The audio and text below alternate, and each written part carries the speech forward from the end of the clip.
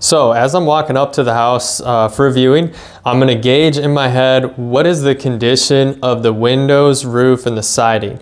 You might need to look around a little bit outside to get a good gauge on this, but that's definitely the first thing I'm going to factor in, because those are very high cost items and they can be easily viewed on the outside as you're walking in. I'm not necessarily concerned with what is the age of them. A lot of times that's tough to find out. The seller might not have information on it, etc., etc. But I want to know the condition, you know, 'cause sometimes you could have siding that's really old, but it's in great condition and it was put there to last for a long time.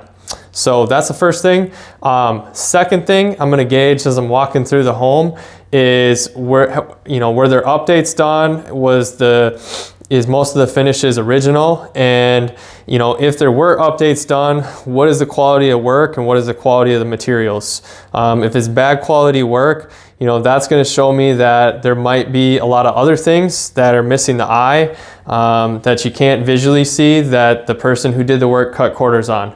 Also, if it's good quality materials, bad quality materials, that's just going to kind of help me price out in my head, like, is this property worth the money? Is it not? Did someone really care about this house, or was it like a quick flip?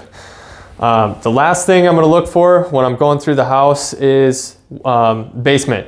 So is the basement getting water? Is it not? Is it finished? Is it unfinished?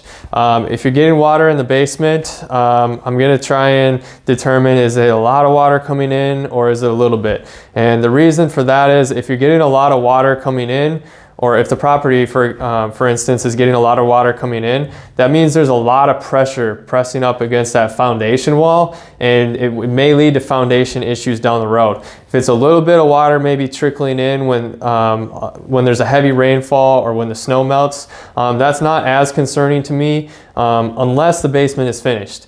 If the basement is finished and it's getting water, that's a big red flag to me, because it shows me that at some point down the road the basement could flood and I'm going to have to repair all the finished work down here. On that note as well, I'm also going to see, is the basement drain tiled or not?